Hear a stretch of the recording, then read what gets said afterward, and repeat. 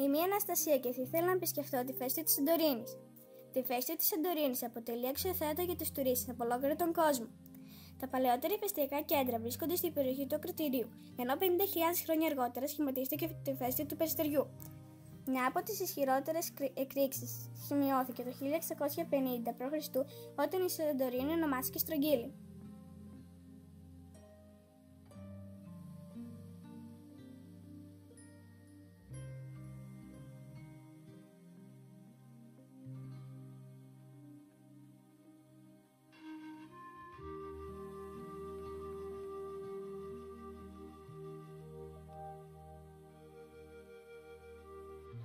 Είμαι ο Θόδωρος και θα ήθελα να επισκεφτώ το Μιστρά. Ο Μιστράς είναι μια βυζαντινή πολιτεία της Πελοποννήσου και βρίσκεται 6 χιλιόμετρα βορειοδυτικά της Σπάρτης. Σήμερα είναι υπομένος και αποτελεί πολύτιμη πηγή για τη γνώση της ιστορίας, της τέχνης και του πολιτισμού των 2 τελευταίων αιώνων του Βυζαντίου.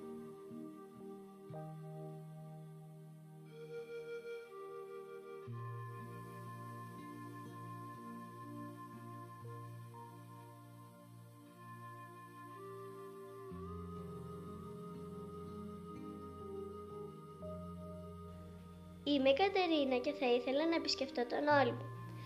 Ο Όλυμπος είναι το ψηλότερο βουνό της Ελλάδας και στην κορυφή του κατοικούσαν οι 12 θεοί. Είναι επίσης το δεύτερο σε ύψος βουνό στα Βαλκάνια. Βρίσκεται ανάμεσα στη Μακεδονία και τη Θεσσαλία και έχει μια σειρά από ψηλές κορυφές και βαθιές χαράδες. Έχει ανακηρυχθεί ήδη από το 1938 ως ο πρώτος εθνικός δρυμός της Ελλάδας.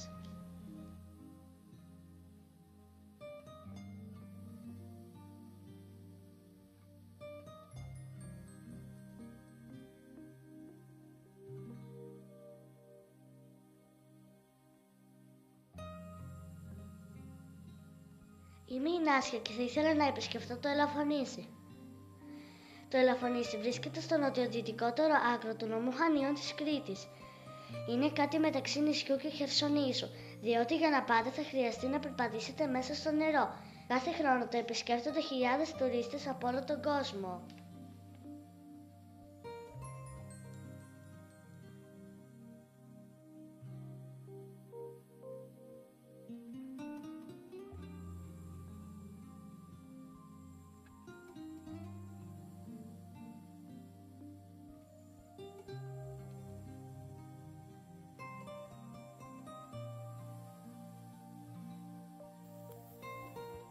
Είμαι ο Μάνος και θα ήθελα να επισκεφτώ το Απίλιο.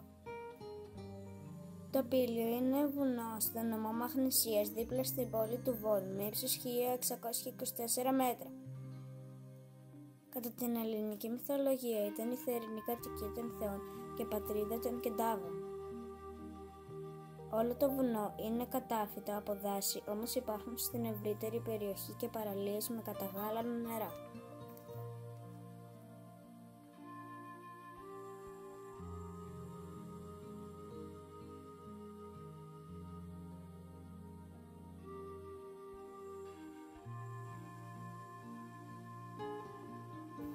Είμαι η Έλενα και θα ήθελα να επισκεφτώ τη λίμνη Κυρκίνη. Η λίμνη Κυρκίνη βρίσκεται στο νομό Σερών. Σχηματίστηκε το 1932 με την δημιουργία φράγματος στον ποταμό Στριμών. Το 1982 λόγω της μείωσης της χωρητικότητας της λίμνης κατασκευάστηκε νέο φράγμα. Στην περιοχή της Κυρκίνης συναντούμε πολλά είδη θηλαστικών, αμφίβιων, ερπετών και πουλιών.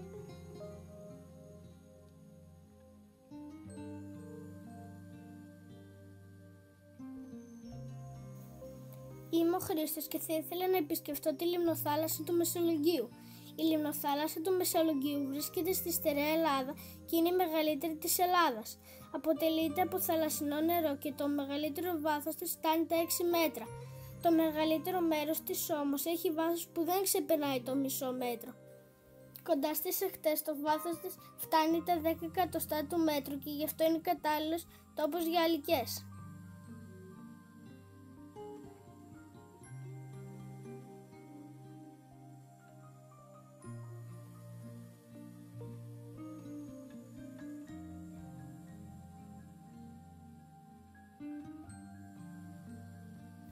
Είμαι η Χριστίνα και θα ήθελα να επισκεφτώ τη λίμνη της Καστοριάς. Η λίμνη της Καστοριάς βρίσκεται στη βορειοδυτική Ελλάδα και στη μέση της είναι χτισμένη Καστοριά. Βρίσκεται σε υψόμετρο 630 μέτρα πάνω από την επιφάνεια της θάλασσας και έχει εμβαδό 28 τετραγωνικά χιλιόμετρα. Είναι η 11η σε μέγεθος λίμνη στην Ελλάδα. Το βάθος της κυμαίνεται από 8 έως 12 μέτρα. Χαρακτηριστικό της λίμνης είναι ότι παγώνει για περίπου 15 μέρες το χρόνο.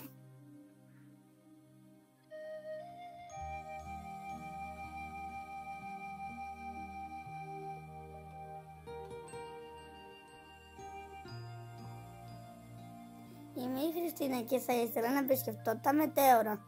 Τα μετέωρα είναι μια ομάδα από τεράστιους βράχους από ψαμίτη, οι οποίοι βρίσκονται έξω από την Καλαμπάκα, κοντά στα πρώτα υψώματα της Πίνδου.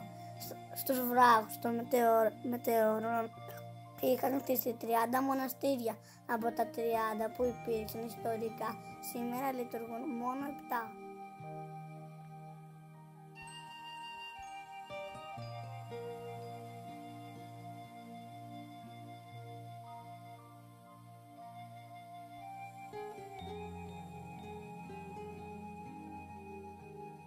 Είμαι ο Γιάννης και θα ήθελα να δω από κοντά το φαράγγι της Σαμαριάς.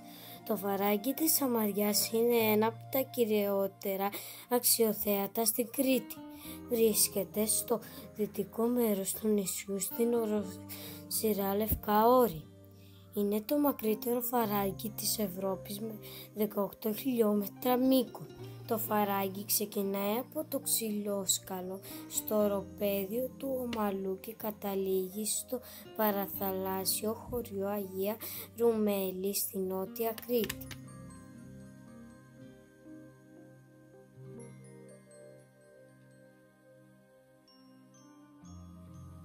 Είμαι η Ματούλα και θα ήθελα να επισκεφτώ το Δέλτα του Εύρου. Το Δέλτα του Εύρου είναι ένα σημαντικό υγρότοπος σε εθνικό, ευρωπαϊκό και διεθνές επίπεδο. Είναι εδώ και πολλά χρόνια προστατευόμενη περιοχή. Στο Δέλτα του Εύρου βρίσκουν καταφύγιο και τροφή χιλιάδες πουλιά όλες τις εποχές του χρόνου.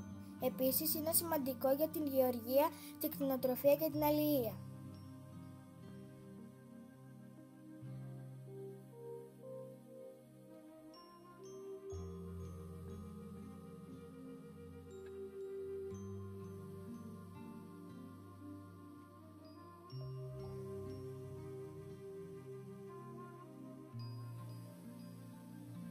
Είμαι η Ευαγγελία και θα ήθελα να επισκεφτώ τη λιμνοspηλιά της Μελισσάνης. Η λιμνοspηλιά της Μελισσάνης βρίσκεται 2 χιλιόμετρα βορειοδυτικά της Σάμης στην Κεφαλονιά. Η φυσική είσοδος του σπηλαίου είναι διαστάσεων 40x50 μέτρα και δημιουργήθηκε από την πτώση ενός τμήματος της οροφής. Η λίμνη βρίσκεται 20 μέτρα κάτω από την επιφάνεια του εδάφους και το βάθος των νερών της είναι από 10 έως 30 μέτρα σταλακτίτες. Με περίεργα σχήματα στολίζουν το μεγαλύτερο τμήμα του σπηλαίου.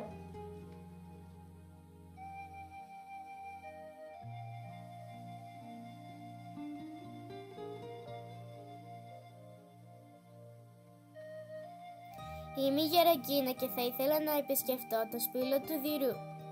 Το σπήλαιο του Δειρού είναι ένα από τα ωραιότερα σπήλαια στον κόσμο. Βρίσκεται στα δυτικά παράλια της Λακωνίας. Η ύπαρξή του ήταν γνωστή στους ντόπιους από το 1900. Έως το 1960 είχαν εξερευνηθεί 1600 μέτρα, ενώ σήμερα το γνωστό μήκος του σπηλαίου ξεπερνά τα 15 χιλιόμετρα. Μπορούμε να το επισκεφτούμε μόνο με βάρκα.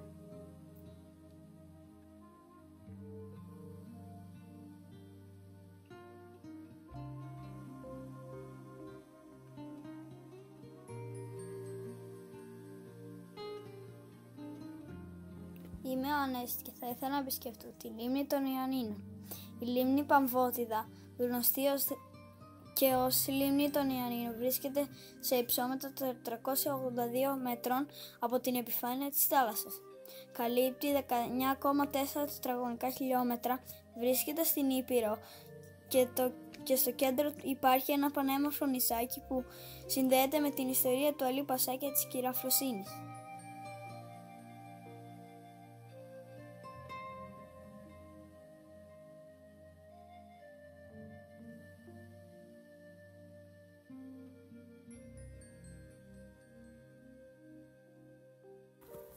Είμαι ο Παναγιώτης και θα ήθελα να επισκεφτώ την κοιλάδα των Τεμπών. Η κοιλάδα των Τεμπών είναι μια κοιλάδα της Ελλάδας που σχηματίζεται ανάμεσα στον Όλυμπο και την Όσα. Έχει μήκος 10 χιλιόμετρα, ενώ στο στενότερο σημείο της σχηματίζεται Φαράγγι με πλάτος 25 μέτρα και βάθος περίπου 500 μέτρα. Στο εσωτερικό της λέει ο ποταμός Ποινιός.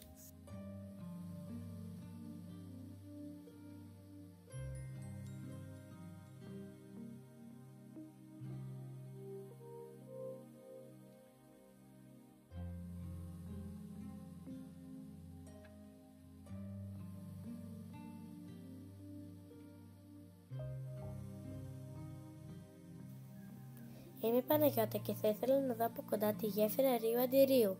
Η γέφυρα Ρίου Αντιρίου, που λέγεται επίσημα γέφυρα Χαρίλαος Τρικούπης, είναι καλωδιωτή γέφυρα που ολοκληρώθηκε το 2004 μεταξύ του Ρίου και του Αντίριου και συνδέει την Πελοπόννησο με τη Δυτική Ηπειρωτική Ελλάδα και προς τα πάνω με το υπόλοιπο της Ευρώπης.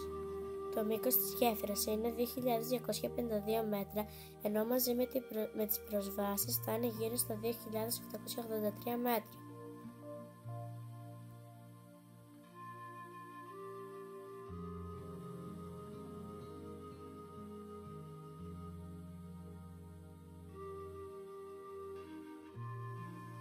Η φίλη μου η Τατιάνα θα ήθελε να επισκεφτεί τη λίμνη Πλαστήρα.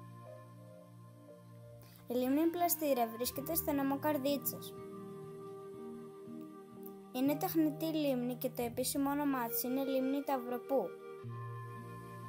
Σχηματίστηκε το 1959 και περιέχει 400 εκατομμύρια κυβικά μέτρα νερού.